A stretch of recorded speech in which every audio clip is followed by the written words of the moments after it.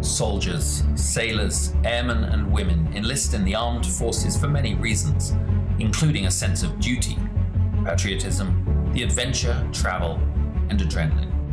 When service members are injured or wounded and can no longer perform their military duties, they quickly find themselves removed from their team, no longer serving the purpose for which they trained. I came back from Afghanistan in 2013, and it was kind of a trial and error of finding out, after the military, what's next in life. Motorsports offers an opportunity to regain that sense of identity within a safe, fast-paced team environment, providing a renewed sense of purpose. Like in the military, in motorsports, the goal is in accomplishing the mission, winning as a team, collectively celebrating the successes and supporting teammates through the losses. Operation Motorsport also offers virtual engagements and recovery opportunities through an iRacing league, engaging beneficiaries in a safe, competitive environment from the comfort and safety of their home. Operation Motorsport believes in the power of team, identity, and purpose.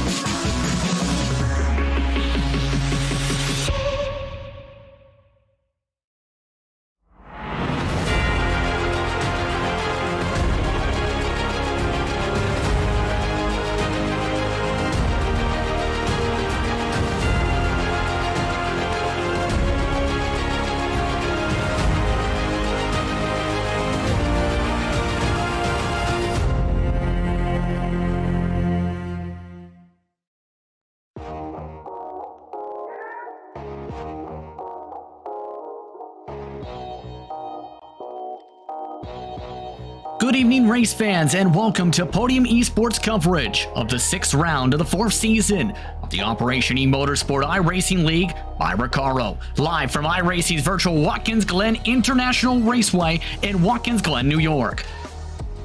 My name's Justin Prince. Alongside the booth for tonight's action is the one, the only Rachel Whiteford. Our producer for this evening's action is Ryan Bauer. Ryan is using cameras provided by the great Dougie Beard. Before we get into the action for today, we'd like to remind you that this series is brought to you by RECARO.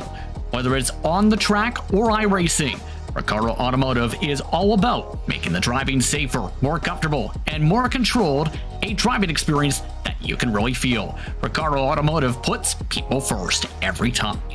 An ergonomic seating position means a comfortable position with perfect seat contours and innovative features that support your body. RECARO Automotive makes driving fun, be it on the road or on the racetrack.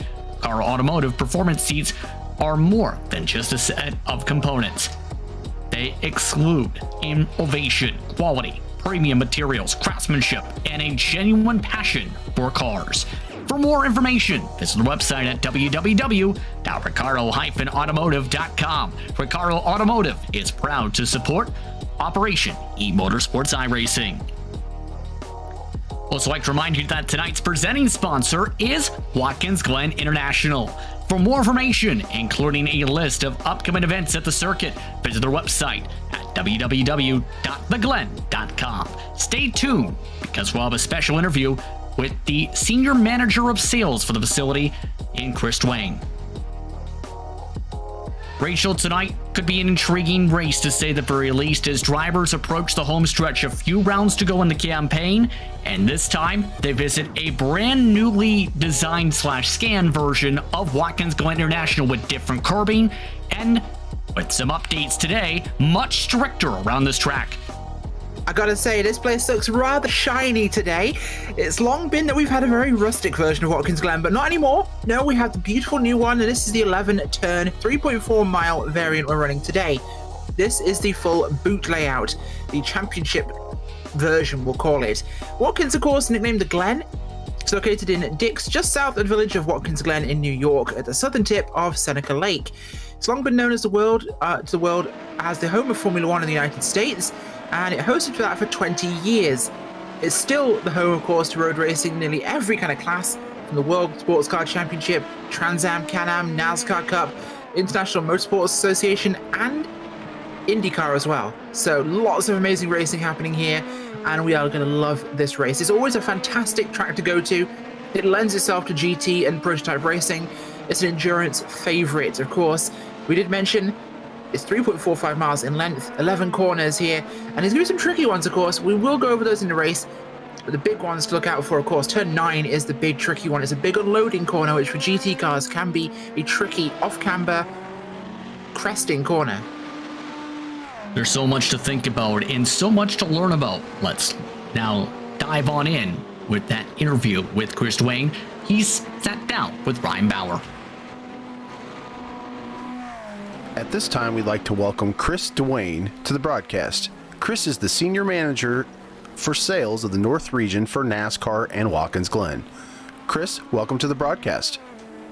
Yeah, thanks for having me. Absolutely. Can you briefly explain your current role as Senior Manager for Sales at Watkins Glen?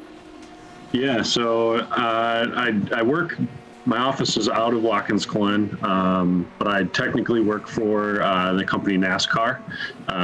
Obviously, they own NASCAR and IMSA, but I'm strictly in the North region, so I help oversee sales at Watkins Glen International and Michigan International Speedway, and then dabble in the national sales as well for the rest of the country. So I get to sell things for the Rolex 24, and then NASCAR races at Michigan, and then everything here at Watkins Glen International, from the race entitlements like Salem for the Salem 6 hours, all the way down to just signage and hospitality. But really, mainly anything I can sell, put dollars behind, I get to do that. That's very exciting. Can you talk a bit about how Watkins Glen supports the military and veteran communities? Yeah, so they're a big part of what we do here. We're very grateful for everything that they do for us and allowing us to do what we do. We have big military offers that we send out for all of our racing events. We have companies that part of their partnership with us offer in military tickets. We send them to local military bases around the state.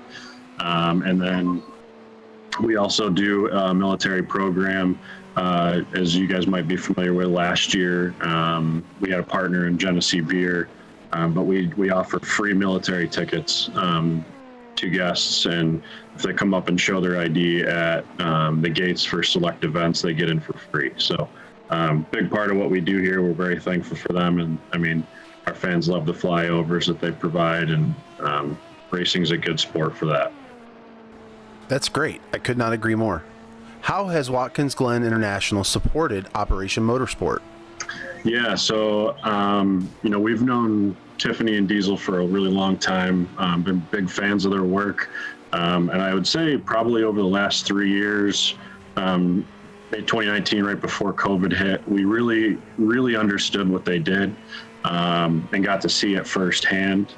And then coming out of COVID and their partnership through SRO, coming here to the Glen, we donated a hospitality suite to them so they could host an event on site here. And we got some of our partners on board who love the military, like Salins. They donated some products of theirs so they could have them in suite. We had parade laps with them. and then a mutually beneficial partner between Operation Motorsports and Watkins Glen called RECARO jumped on board, and they were here as well to assist. But it got our track president, Michael Crimp, to see it firsthand too, and really appreciate everything that they do. And this year, he wanted to make sure that we go above and beyond to help support them. He's very, very happy with what they do, and there's a big need for it. That's really great to hear. We appreciate the support. Is there anything big that Watkins Glen is looking forward to in 2022? We are releasing our 2022 schedule this week. So you'll see the 6 hours at the Glen back here, presented by Salins, and then obviously our NASCAR race. But I'd say the two biggest things are, looking to be this year normal, getting back to normal with the fans. We had record years last year, selling out our grandstands for the 5th time, and selling out camping for the first time ever at NASCAR. And then, big numbers at the 6 hours again. So seeing the new classes come back here for IMSA and the next gen car for NASCAR this year is going to be really cool to see them come here. And I think our fans are ecstatic about it. That's very exciting. Chris, thank you so much for joining us on tonight's broadcast, and we hope you enjoy tonight's racing. Appreciate you guys having me. Once again, that's Ryan Bauer having the chance to speak with Chris Dwayne, part of Watkins Glen International. Now, Rachel, these drivers are in the midst of qualifying, down to their final minutes, in fact, in the session. 26 drivers have made their way to the Glen for tonight's action, and there's plenty to talk about, whether it's Smotherman, who I believe we just seen carry a cone for a second, but also when it comes to the classes themselves, because it's coming down to the stretch, and some of these drivers are looking to try and separate themselves from the pack for the final couple races for the championship fights. Absolutely. I think Matt just wants to give that cone a bit of a tour. They have a really hard life. They spend their time on one corner. They don't get to see much of the track, so real community service there from Matt Smotherman. But yeah, the classes, of course, are important. Don't forget, the green borders there are the beneficiaries in the GT cars. Those are people who are out here to support Open or Swin GT3 cars. They are active service members and Operation Motorsport supporters. And the Pro is the LMP2 cars, that is the competition license holders, both past and present, and iRacers with a road rating above 1900. Those guys are here for fun, just like the Open classes, but we're all here to support the beneficiary guys, and the way this is looking, it's looking real exciting, of course. Last week, we had Matt Smotherman take the beneficiary win, Parsons take the win in Open, and Walsh in Pro. And looking at our classes, it's definitely Walsh, Parsons, and Smotherman leading the championship as standings go at this point. Yes. In fact, it's looking pretty secure for them right now, although it's 3 points, actually, between Smotherman and John May in beneficiary, who's second overall right now. It's kind of close. Actually, no, it's per race. Sorry, I'm looking at the wrong stat there, but it's about 50 points apart. It's a little bit bigger gap there, maybe, but he is still second, which is really good for him. Parsons, of course, in the Open class with Outson in second. Twice the points there for Parsons. He's wrecking this thing. And in the Open class, it is about 20 points difference there for Walsh to Hines in second, so there's still a chance for Walsh, and that's the only class where we have an actual chance at a change in our title positions. But Matt Smotherman has been the star of this season, I've got to say, in the beneficiaries. He is our beneficiaries, but sorry, I'm having one of those brain moments I like to have. Yeah. Matt is our beneficiary spotlight today at the halftime point, so wait around to check that out. You'll have amazing racing whilst you do wait, but we'll be having a look at his history with the armed forces at halfway. But this alien is absolutely knocking it out of the park, and his qualifying, of course, on pole right now. In fact, his Open class brother is right behind him. Yeah, very quick pace so far from some of these drivers, and yes, both the Smothermans are in the field for this one, but one driver who's having technical issues tonight is Taylor Parsons. He is at the bottom of the pylon. He and only Tyler Reed are the only drivers not to set times. Here's the thing when it comes to Parsons.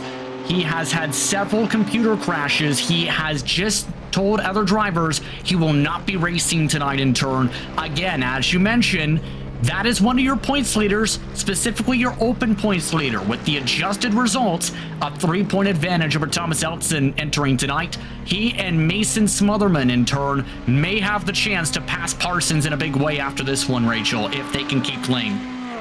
Yeah, I think they really do. So it'll be exciting to see what they can pull out the bag with this, but it's going to come down to those final races. Everything can change, and sometimes it does.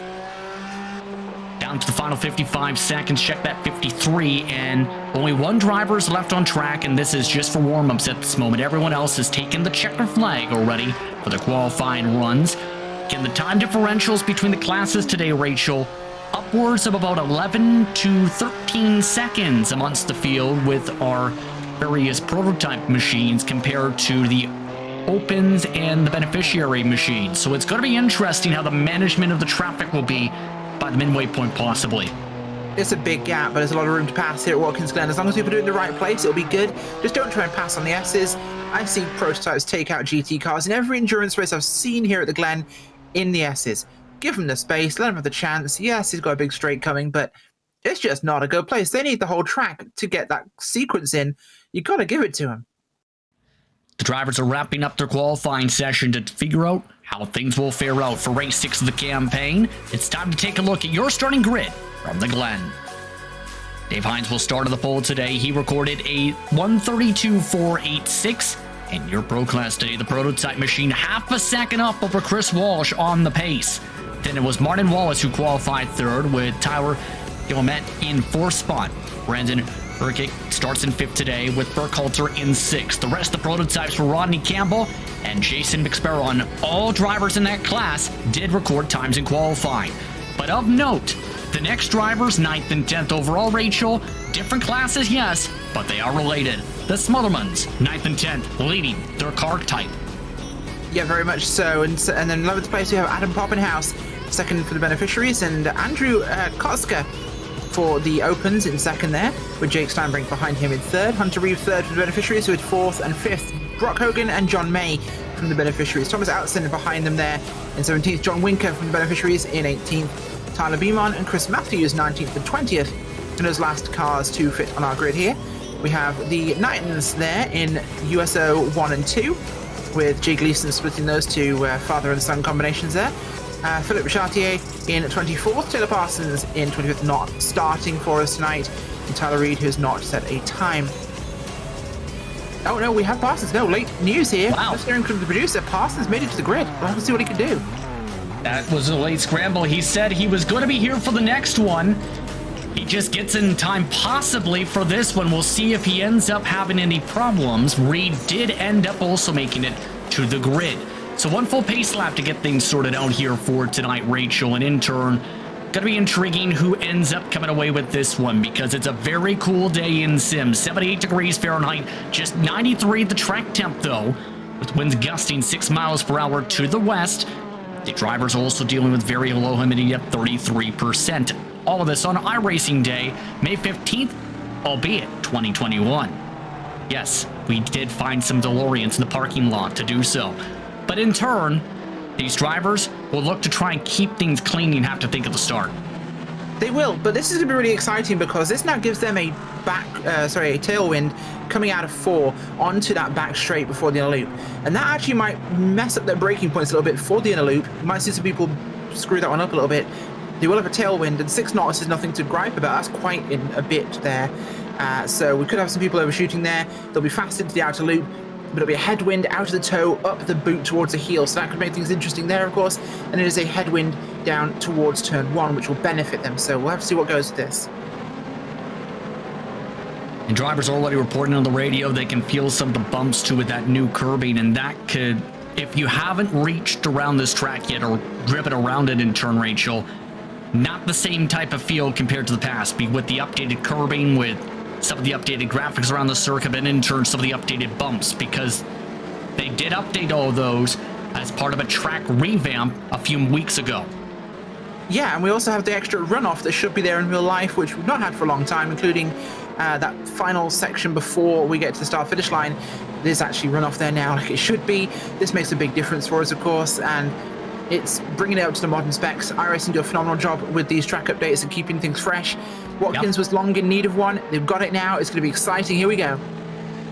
Still half a track to be able to roll around here, but here's the thing too, Rachel, to keep in mind. Just today, referred to this a little bit during the Open, that they did make the course cut penalty stricter in some areas, specifically the bus stop. Drivers have also reported getting slowdown penalties if they go too hard on the exit of the 90 and go into the runoff area there. So that's something drivers will have to manage today too. Yeah, well, the runoff, you can actually gain speed by going wide there now. There's actually asphalt runoff. It's a huge benefit to go wide. It's a bit like Blanchimont and Spa. You gain speed if you track out wide there. So big benefit for them if they do that, hence the cut penalty, of course. We'll see that coming up now on the overhead cam we're looking at from above. Bus stop's always been a terrible one for people messing that up and running wide. Yeah, they need penalties to keep that control. Look at how wide this is. It's like an airfield down there. You still have that gravel, though, towards the very tail end of that runoff space, where if you end up there, you may be visiting those tires. But who will visit Victory Lane here today? We're about to find out. 30 minutes are up on the clock. Dave Hines in control of the field for the prototype machine. Green flag waits up on the stand. We're underway for the Glen. Huge start there, seeing the GT cars coming out the background as they race down towards turn 1. That's actually a pretty steep starting straight here, diving down in towards that first corner, so it's always an interesting turn once we get to the beginning of this race there. Diving in, clean through, nicely executed. A lot of guys running wide there, no penalties on that section of the track, thankfully. Everyone runs wide in turn 1. Now for the S's, this is one of the dangerous parts of the track off the starts. Usually if you make a mistake side by side here, it ends up being a track blocker. None of those this time, though. All clean for the first third of the racetrack. First side by side among some of the GT machines, Hogan and Reeve. They've had some side by side go on through. The prototypes, for comparison's sake, they're just making their way out of the carousel. That's how quick the pace is. Here's the look from 6 overall on track in the class. Yeah, look at Hogan there as they're running through here, super close together, and through the carousel, diving down now into the boot as we got the Merc there of John May, who said he'd stick with him because this gave him some good luck. He had a fantastic result last week, of course. Come on, John May, you can do this. You can push through. I'd love to see him get another good result here as coming towards the toe here of the boot. This is where they'll pick up that headwind now. Oh, trouble in front of them. They're having to dodge a prototype, and it's one of the top runners. I think that was That's Walsh. No, it's Gilmet, who is stopped on the start of the racetrack in the number 5. He was stopped with Chris Walsh in the battle for second. Our first major incident of the day, and it happens right in front of the GT machines. Yeah, Walsh is all the way back as well. They both crashed out there. You see on the screen, oh, super close to your leaders in the GT field. Oh, massive problems there. He had to back up, and of course, traffic coming in to get out of the way. Ooh, mother, wow. That was close. Some of the beneficiary and open machines having to go and dodge that out here again. This is at full speed. One of the Smothermans, and Matt barely misses it. Good job he was wearing the brown fire suit. Not going to touch that with a 10-foot pole as these drivers end off the first time around. Single file for the rhythm. Yeah, getting a good run here. And turn 1's one where you do run very wide there. It really benefits the slingshot round up into this SS section. And look how much track they're using here on board with Kotska as they just cruise side to side here, using all that room, kicking out here onto the straight 6-knot tailwind there. Will be giving them extra top speed. In fact, it might actually get them to touch the limiter by the end of the straight. In fact, if we didn't have the bus stop here, they would be on the rev limiter, actually, by the time they entered the carousel. Oh, one messed it up. Straight across. And that is a course cut for Jake Steinbrink, who ends up making the mistake in the 60 you were referring to. And one car has had an issue. 16th in class. And that's one of the Coach Dave Academy back machines. Yeah, Andrew Kotska there from the open classes. He got a little kick to the back end. He got help. We think he got tapped at the back there, and it just loosened him up and sent that Lamborghini spinning into the gravel. And yeah, well, there's the course cut. That's why he cut the course, I guess. And see, who says the Coast Guard don't give people a helping hand? Usually not off the track, though. Meanwhile, 3rd overall when it comes to this type of machinery. Again, this is one of the beneficiaries battling amongst this battling group. This Poppin' House. Car in front is Mason Smotherman, who is trying to hold on still to 2nd overall in their car class. And so far, the pace being set by them in the 157s in the early going. Pretty rapid pace around this track. I've not really got experience driving this layout myself. I'm still mostly familiar with the old layout of Watkins Glen, but I can tell you, this looks much smoother. The old Watkins was a bumpy, gnarly mess around this track. It felt very vintage. This looks so slick and smooth. These curbs look delightful to run on. They look, okay, places slightly aggressive and make your car go upside down, but most of them look decently put together, look smooth and flush, and the way these guys are handling these cars, it shows me just how much improved this surface is for racing. Gillimet trying to make up space there and time back on the racetrack. He's in really bad shape after that crash, of course. but it's so much more flow to Watkins now. This track has gotten faster. Of note, there has been a swap up the road for 7th overall as they get a little bit dicey near 3 wide into the bus stop this time. As that's one of the USL machines. What a drive so far. You have to give credit to that machine. There are 2 of those cars in the field, keep in mind tonight. That one is Brenning Knight, who is able to make that move. They're 12th in class now. The second, Brian Papa Knight, who still doesn't know where the Papa came from, by the way. Sorry, I don't know if that was our booth or the YouTube chat. It was yes. It was yes. Yes, it was yes. Definitely yes. Yes, that's where it came from. That cleared up things, hopefully. Nice and easy. You understand where it came from now. Fantastic case closed, Papa Knight. And onwards, we're looking at Hines. Cedric leading the way up front right now. That gap is 6 seconds, so it's actually pretty large there. Hines kind of in a field of his own since the incident there with, of course, Walsh, who's really far back here, hugely out of place. This could actually have an impact. Here in an old man for Hunter Reeve. Brock Hogan has just had an error issue. A beautiful livery here, but a not so beautiful situation hearing because several drivers just had some spins and several nearly flipping over. Let's watch a replay of this. That looks amazing. Somebody went right round, baby, right around there. As we're looking down here, this is coming down towards the heel of the boot. Tyler Reed comes out, and I'm thinking this is that. Yeah, here we go. Look at this corner. We go up, we crest, and it's an off camber left. So it's actually really bad for getting loose on it as the back end seems to be going a little bit further than he'd like to. No, he holds on to it. Oh, they're off to the side. There's spun coming out of it. Oh, I see. Oh, wow. He definitely went around like a top. Yeah, the car behind him, I'm thinking they lost like exactly that this guy just did on the screen here. Philippe Chartier. Oh, my God. Oh, you don't like to see that, do you? No. I think both of them had the same issue. They got out the corner, and because it's an off-camber cresting corner, the car's light and wanted to go outwards. The back end came round, both hit the wall. And it got worse because Tyler Reed backed up across the track to get to the runoff to get himself turned around. That's novel. I'll give him that. Well, he's made it to the pit lane. I'll give him that credit. Backwards or forwards? He went forwards for the pit lane, thankfully. Should have stuck with it. Here's 5th in the pro class, meanwhile. Back to the paint scheme. Really have to break the competitor's focus with your car sometimes, right? Hey, I've seen it done before. I've seen people running super psychedelic paint schemes, and it does actually distract quite a lot. I remember one back in the day exactly like this one, just way wilder, and yeah, it distracts you. You can't quite see what's happening. But hey, looks great at the car, so all power to you. Very smooth indeed for 5th as we take a look at John Winker again. One of the beneficiary machines currently having a strong run, 8th amongst this car type. Keep in mind, 17th overall on circuit. One of the top drivers in the class, give them credit so far because you have Smotherman having a strong run in class. You have Poppenhaug 2nd overall in that car type. Reeve doing well, May doing well, but then you have Winker who is closing the gap and quickly to these cars. Yeah, he's doing his best here and keeping this thing going, but right now the gap it's hard to get it down here. Winker is doing his best to catch up. It's just struggling with the amount of cars ahead here. He's got Steinbrink, Beeman, May, Reeve, both the Smothermans, Poppenhaus in there. Poppenhaus now running in 2nd ahead of the other Smotherman brother, so that's a bit of a change there. And Matt is close to Matt Smotherman. Look at this. They're actually surprisingly close together at this point in the race.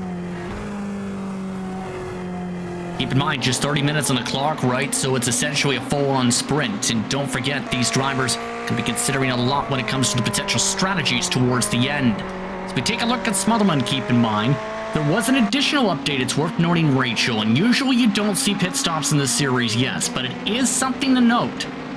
There was an update to how the spotter reads what your fuel numbers are, in that once you turn about 2 practice laps is what the read is.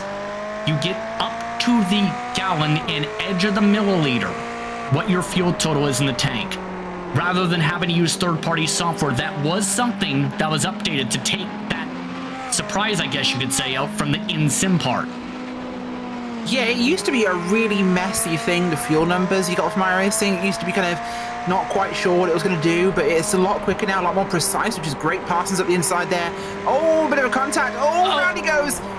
That's Chartier going around on the penultimate corner. Oh, I think he went back into traffic. I don't know.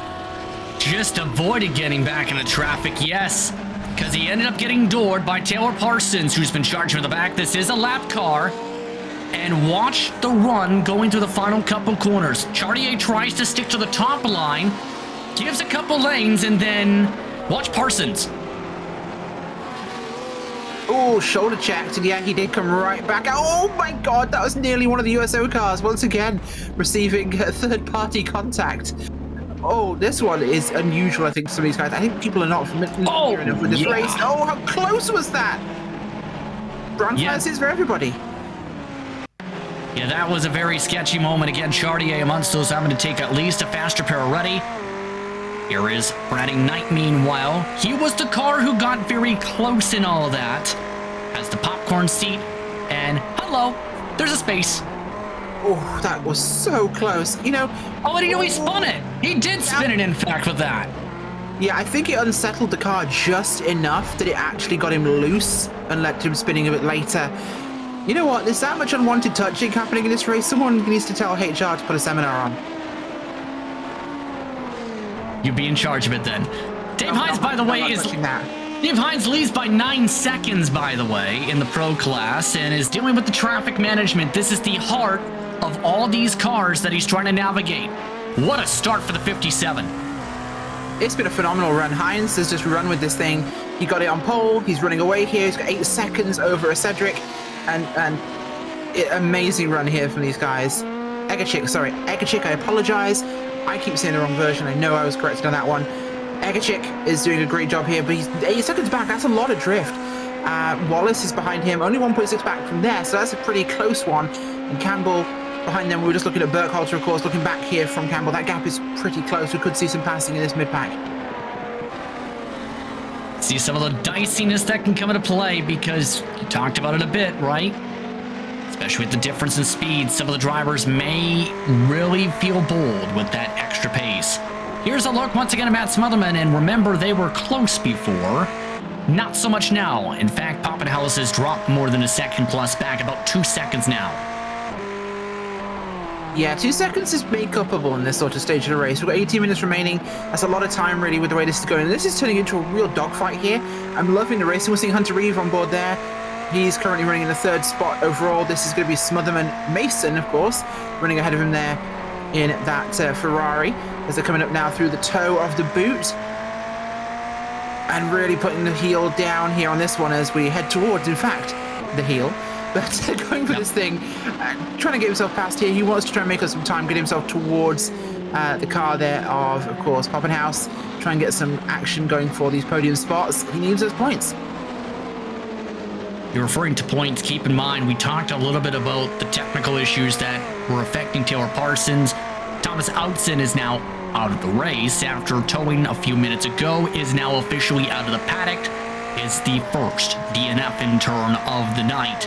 There goes that chance to jump ahead in the points, but it's still Mason Smotherman who in turn can still do that since there is a massive buffer of open cars between him and where Taylor Parsons is 9th for reference. Smotherman in the class is 1st. Yeah, do what he can right now, and Smotherman has just rocketed off. That gap is increasing yet again. Poppenhaus still within touching distance slightly, but it's growing as time goes on here, and this is what Matt tends to do. He just runs with the thing, and that car just gets quicker and quicker. He seems to maintain his pace throughout the run. His management of his tyres is second to none in this series. Especially with how things have looked for that machine, very calm and precise in the marks, both of them tonight.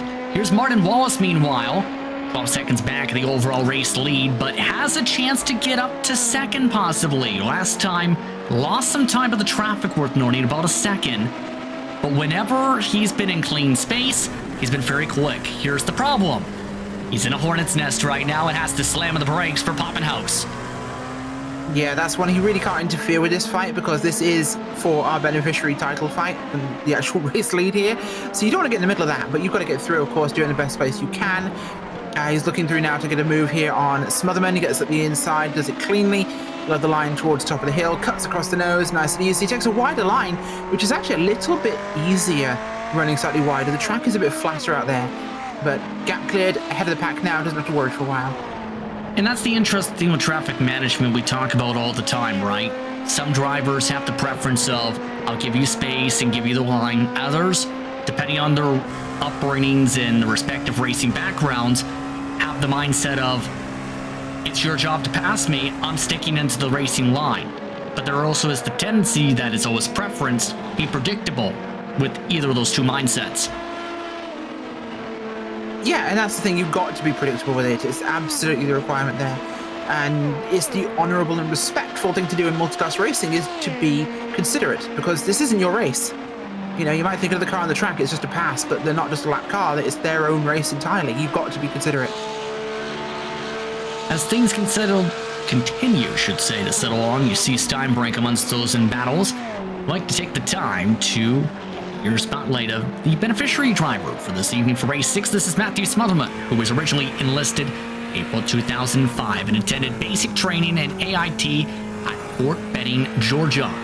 Then, after spending 2 years as an infantryman in the Oklahoma Army National Guard, he attended Officer Candidate School and received his commission as an engineer officer.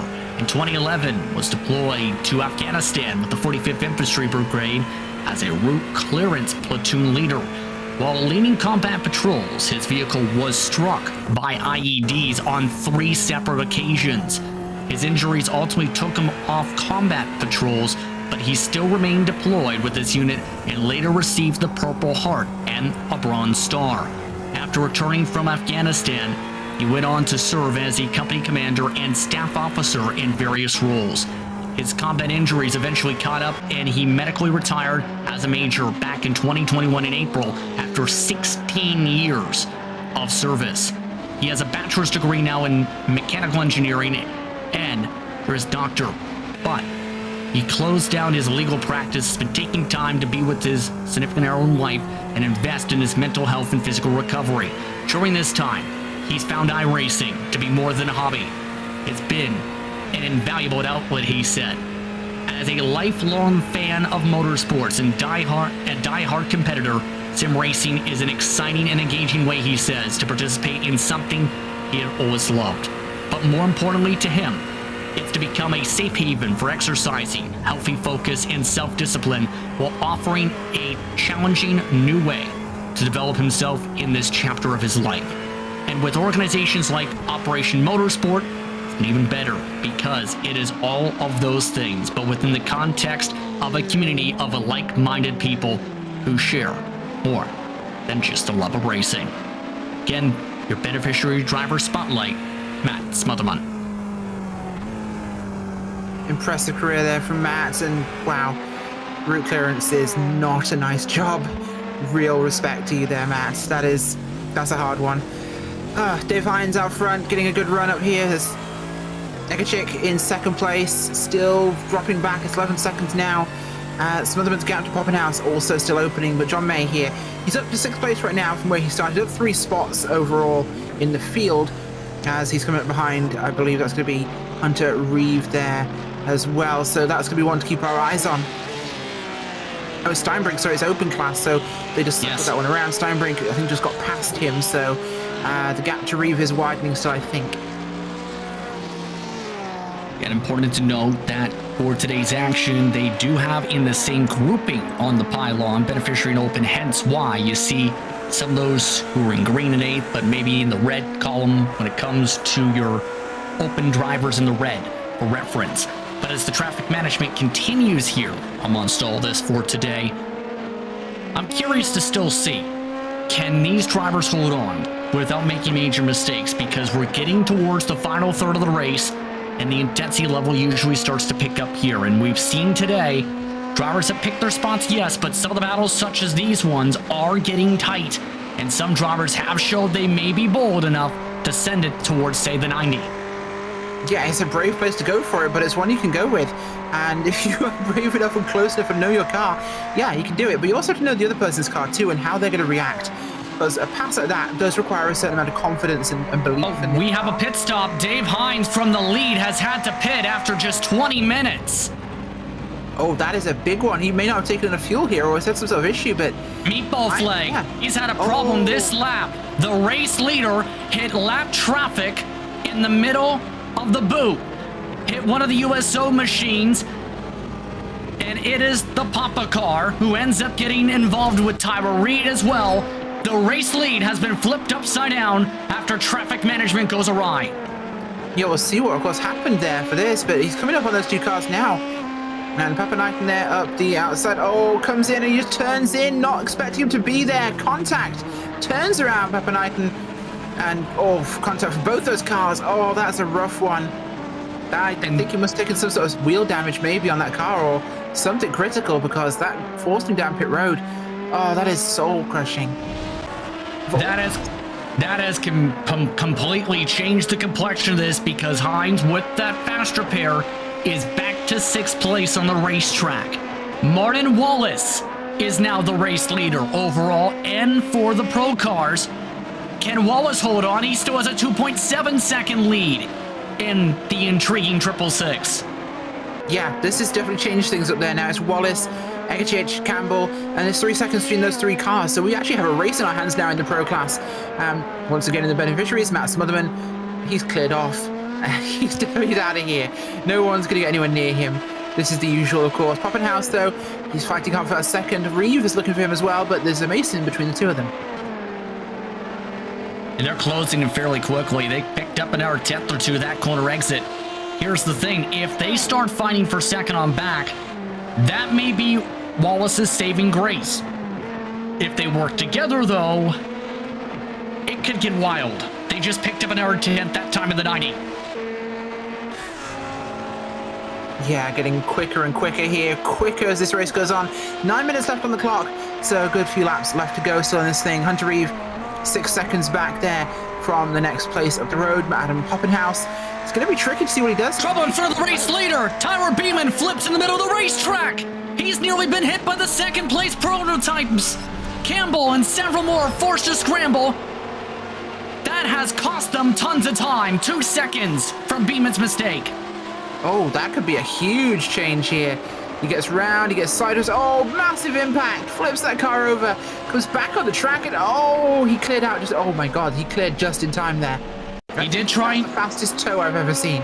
He tried to tow fast, but the problem is, Egerchich, he definitely lost time here as you don't expect.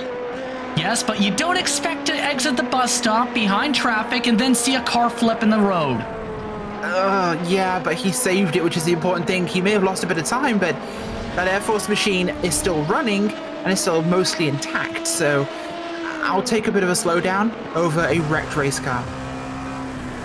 Here's the tough part now, and that may be the saving grace Wallace may have needed, albeit not expecting that way. The buffer is now 3.8 seconds at the stripe. If that didn't happen, they might have been within 2.3-ish. But now they're starting to fight hard for second, nearly hitting each other as the traffic starts to move to the left. Yeah, it's getting out of the way there, clearing the way for them to get through here. This is getting really tumultuous towards the end of this one. This race has almost been as spicy as what VIR was last week. These guys are getting really excitable in these last couple of races. Looking forward to Sonoma. That one will be hectic.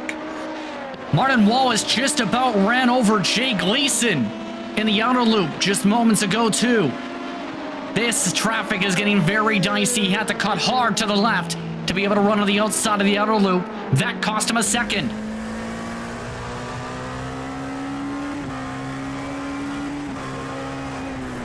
This is Burkhalter. You're on board with the 33, looking to get around that same car. They start to have to check up, too. Yeah, it's getting really messy here. The traffic is really heavy with how the cycle of lapping has gone. It's putting them in a really difficult spot with a lot of cars from different classes all around them here, and it seems the new layout is definitely still something people are catching up on. Well, it is a familiar layout, but it's the curbing mainly and the bumps and how the track feels in terms of the geometry. That is the bigger thing to pick up on, the muscle memory of that specific bump you may have been having as your braking point. And now with 4 estimated laps to go, 2.7 seconds, the gap between first and second of the pro class. Anything could happen in the span of a few minutes. 6 minutes on the clock. Not a lot of time left, maybe 4 laps remaining the way things are looking time-wise here as they get themselves going still yet again. And wow, this is picked up. We've got quite a casualty count in this race. This one is definitely bringing the pain somewhat. Hunter Reeve here, P4. in the GT3 category, third in your overall for beneficiaries. Matt Smotherman, Adam Bobbenhouse, Hunter Reeve there. John May is in the 4th spot, so it's a reasonable... Oh, something just happened to Martin Wallace. He just lost another second with the traffic in the bus stop. Wallace reached a whole train of GTs and had to lift hard. His gap is gone. That's changed a lot of things here. Wallace brought right back to Campbell and Agacic here, so that's definitely going to change a lot for this race finale.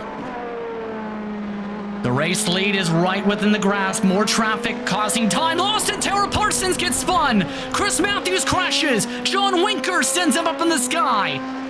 5 minutes to go and 3 more wrecked cars down the straight.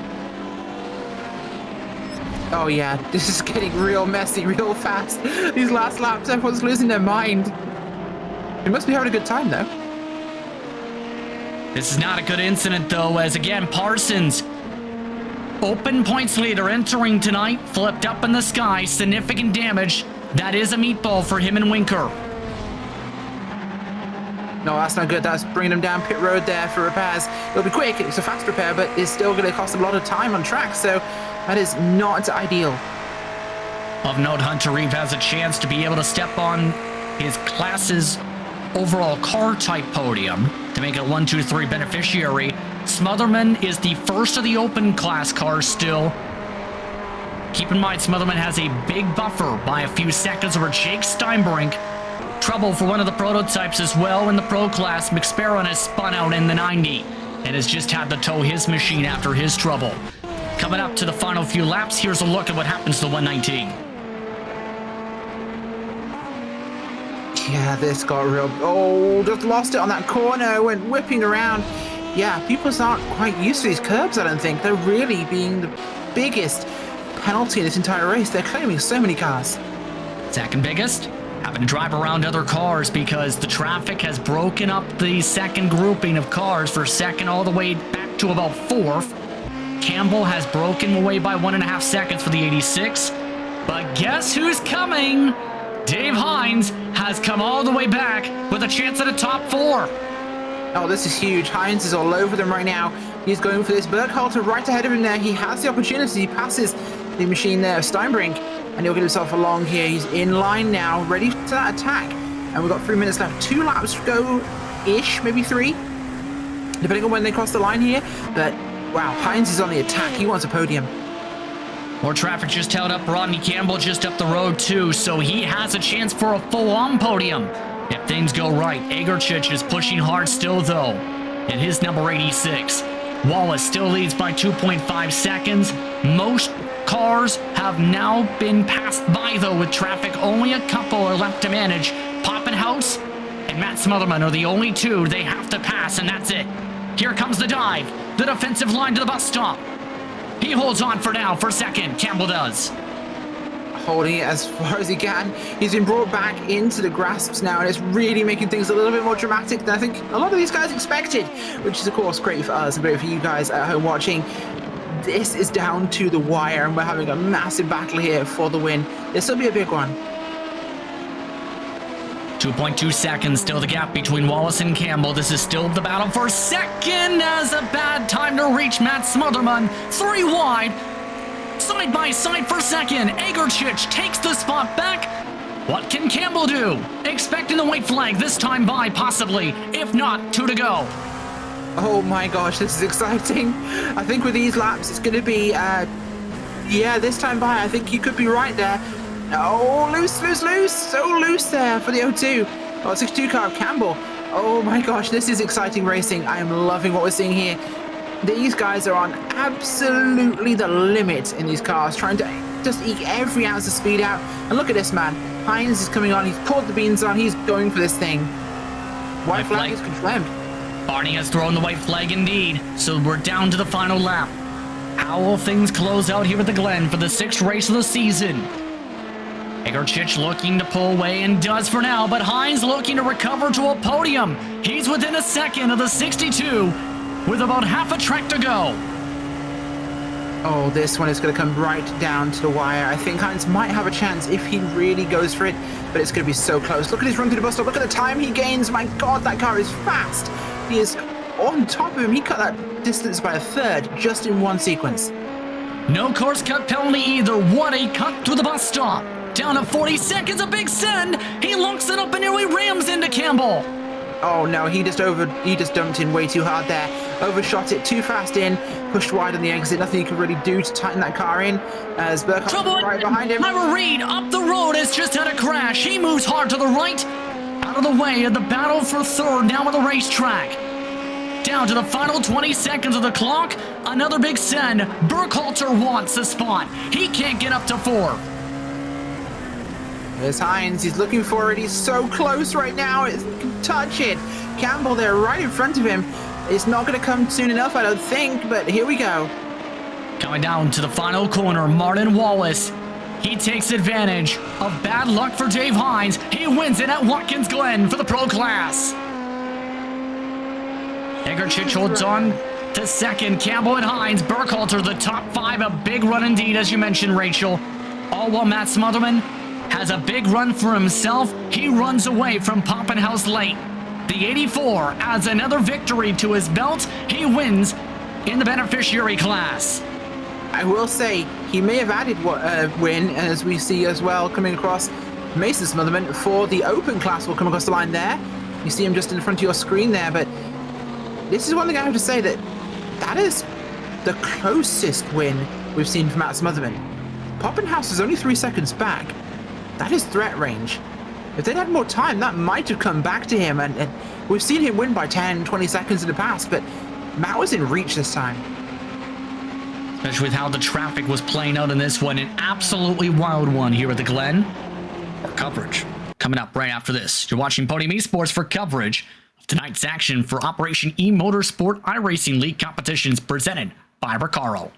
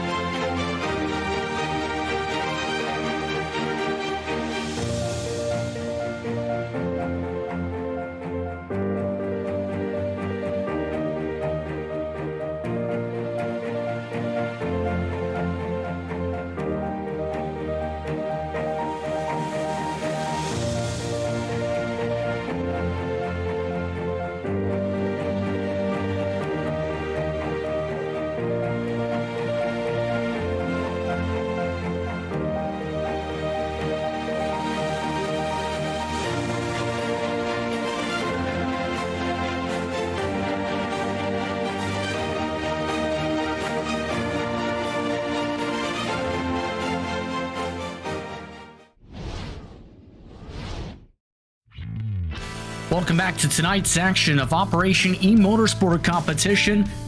And if you're just tuning in for post-race coverage, you missed a wild one because Martin Wallace, after traffic management came into play with Dave Hines at the middle part of the race, takes the checkered by 2 seconds for Brandon Egerchich.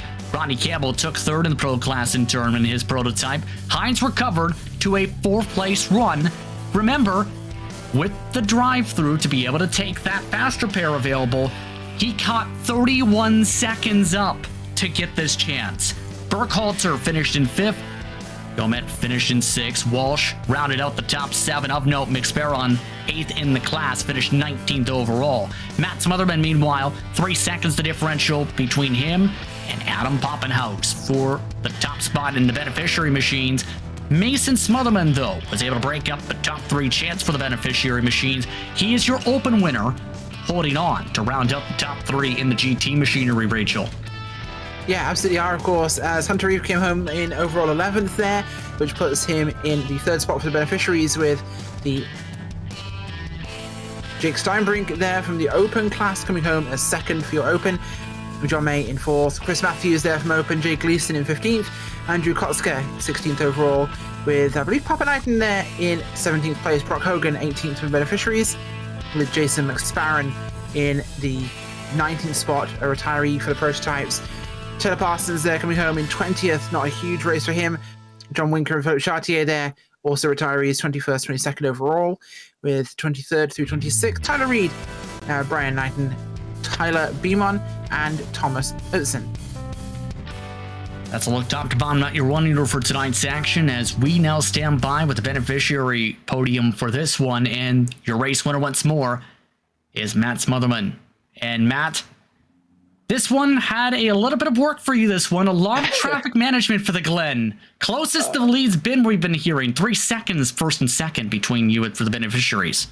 Yeah, absolutely. I was, credit to Adam. I was just talking to him and congratulated him on that, because like I was telling him every single time that I made any sort of mistake or any sort of lapse in concentration, I watched that gap dwindle, and I was giving it everything I had. So kudos to him. How stressful was it to try and figure out where the prototypes would go in the pro class and try and manage that, because that did have a factor for the pro class win?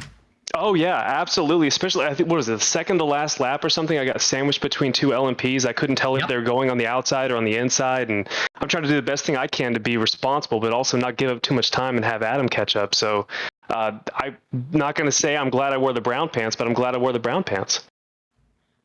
Rachel did say you wore the brown pants, so I didn't realize that was an actual thing. Yes, yes, it. Yeah, well, I said brown fire suit, but I think I know where Matt got the reference from. Yeah, you can't have people see your fear. No, absolutely. Either way, 2 races to go. Very good spot for the beneficiary title run, because you came in tonight with about a 4-point adjusted results difference between you and John May. Approach for the final couple races of the season. Same as it's been so far, because it's been working. Just practice my butt off and then just hope for the best whenever it comes to race day. Anyone you want to thank for the run tonight? Thanks to Adam. He was giving me everything that he had, and I was giving everything I had. It made for an exciting time for me, for sure. Congratulations, Matt, on the beneficiary victory tonight. Thank you very much. Matt Smotherman coming away with the beneficiary class victory by 3 seconds the differential. The driver who kept Matt very stressed, it seemed, was Adam Poppenhaus. He's with Rachel. So yes, Adam, a great run by you today. Probably the first person to keep Mr. Smotherman honest this season. 3 seconds there at the end. You were racing hard today.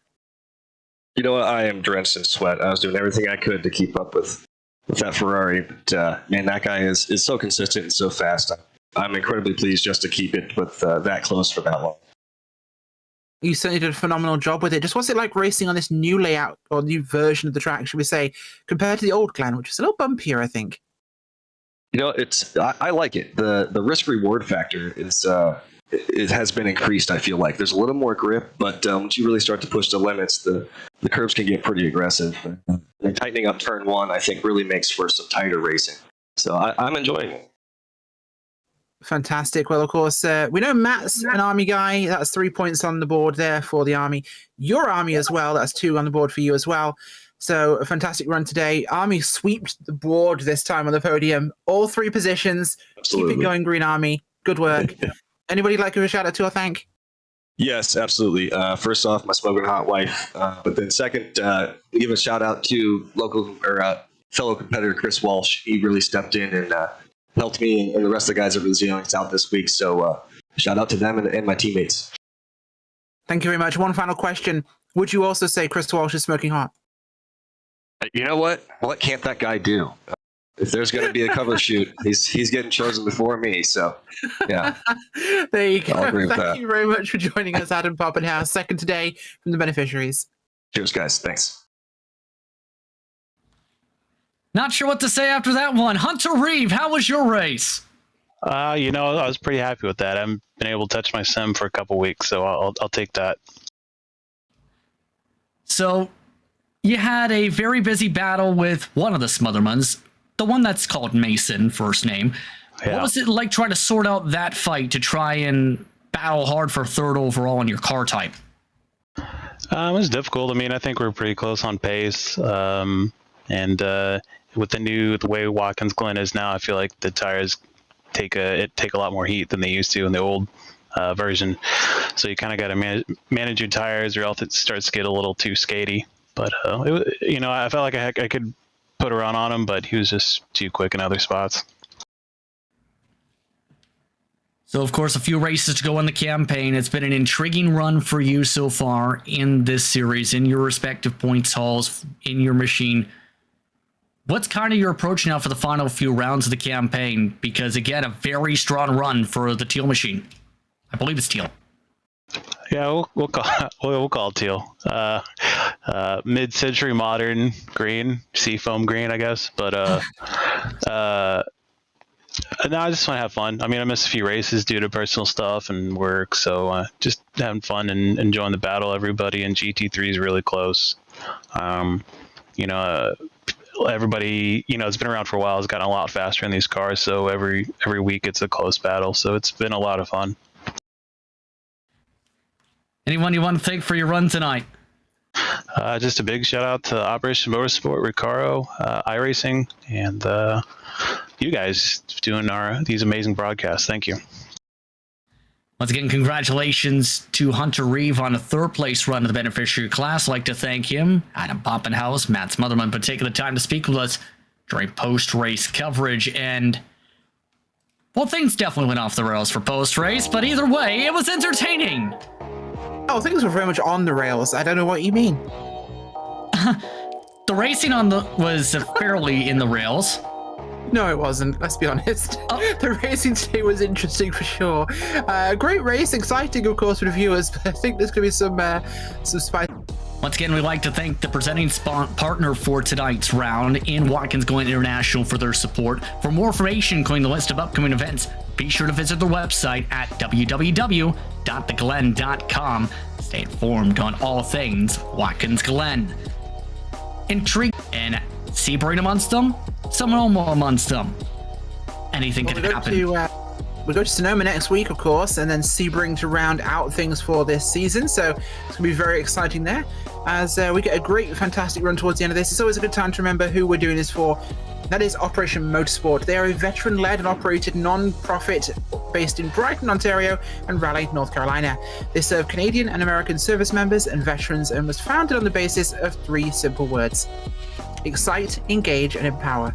The premise is to engage ill and injured service members and veterans affected by military service through motorsport activities to aid in their recovery and rehabilitation.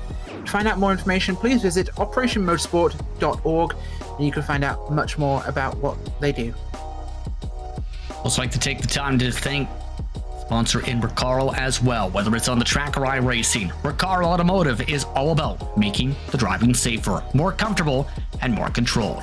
A driving experience that you can really feel. RECARO Automotive puts people first every time. An ergonomic sitting position means a comfortable position. And with perfect seating contours and innovative features that support your body, RECARO Automotive makes driving fun, be it on the road or on the racetrack. RECARO Automotive performance seats are more than just a set of components. They exude innovation, quality, premium materials, craftsmanship, and a genuine passion for cars. For more information, visit their website at www.recaro-automotive.com. RECARO Automotive is proud to support Operation eMotorsports iRacing. On that note, we'd like to thank everyone for tuning in for tonight's action as well. We'd like to thank the other series partners for their support, including iRacing, the USO, and Mobile One for what they do and and their support of Operation eMotorsport iRacing League competition. For Jason Leach, for Diesel Loader, with Chris Ramirez and the entire Operation Motorsport team, for Ryan Bauer, for James Pike, Cisco Scaramuza, and Sean Theodore at Podium Esports, for our producer tonight, Ryan, for our camera builder, Dougie Beard, for Cameron Oberon on social media, and for my colleague this evening, Rachel Whiteford, my name's Justin Prince. Thank you so much for watching tonight's action of Operation eMotorsport iRacing Winter League competition presented by RECARO. We hope to see you next week, live from iRacing's virtual Sonoma Raceway. Good night.